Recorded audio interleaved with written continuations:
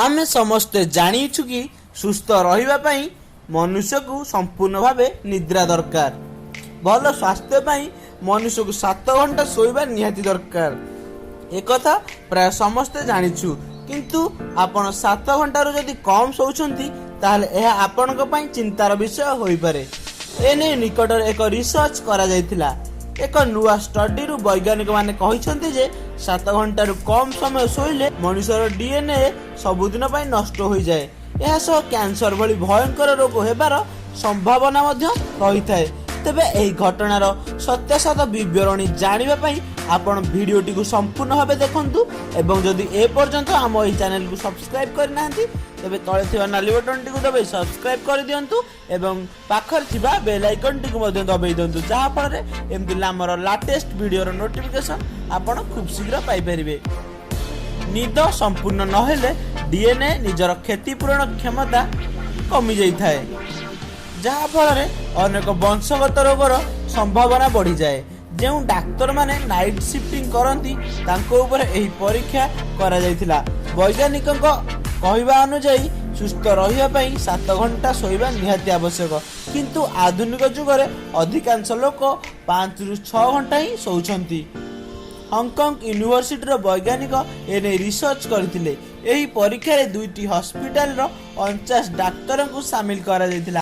49 doctor मध्यरु 24 doctor राति सारा duty करथिले। या पर डाक्तर माने परवर्ती दिन द्विपहर पुणी आसंता सकाळ जाय ड्यूटी करथिले। ड्यूटी रे थिबा डाक्तर केवल 2 रु 4 घंटा ही सोइथिले। एमारक मध्यरु आउ किछि डाक्तर मात्र घंटे ही सोइथिले। वैज्ञानिक टीम 2 थर डाक्तर रक्त नमूना परीक्षा करथिले। प्रथम 3 दिन संपूर्ण निदरे सोइबा परे एवं परे 2 दिन राति ड्यूटी करिबा परे रक्त नमूना निया जायतिला।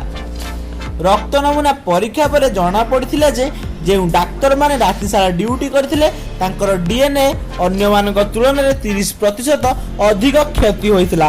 एहा सह जे डाक्तर माने राति ड्यूटी करथिले सेमानकर डीएनए रिपेयर हेबा पई अधिक समय लागिथिला, जहा फल रे शरीरर अनेक कोष नष्ट हो जायतिला। स्टडी रो मुख्य वैज्ञानिक कहिसंती जे डीएनए नष्ट हेबा फल रे एहार थियरी जे परिवर्तन घटी थाए ताहा आउ केबे मध्य रिपेयर होई पारि न थाए। एहा छडा निद पूरा न हेले अनेक गंभीर रोग हेबार मध्य संभावना रहिछि। तेबे निद पूरा न हेले डीएनए नष्ट हेबार कारण एबे जाय स्पष्ट होय नाही। वैज्ञानिक कहिसंती जे बयस अनुसार लोकंकु निर्धारित समय रे सोइबा आवश्यक। US centre for disease control and prevention अनुसार 18 रु 60 वर्ष बयस लोकंकु अति कम रे 7 घंटा सोइबा उचित। निद पूरा न हेबा जोगु मेदबहुलता, हृदघात, डायबिटीज आदि रोग हेबार संभावना अधिक थाए। एहा छडा निद पूरा न हेले मनुष्य मृत्यु मध्य शीघ्र होइथाय बोली कहिसंती वैज्ञानिक। तबे दर्शक बंधु आपण केते समय सोउछंती हमकु कमेंट करी जणांतु एवं जदि वीडियोटी आपनकु लाभ देइछि तबे लाइक करंतु, शेयर करंतु आ एमती वीडियो पई हम चैनल को सब्सक्राइब कर दियंतु।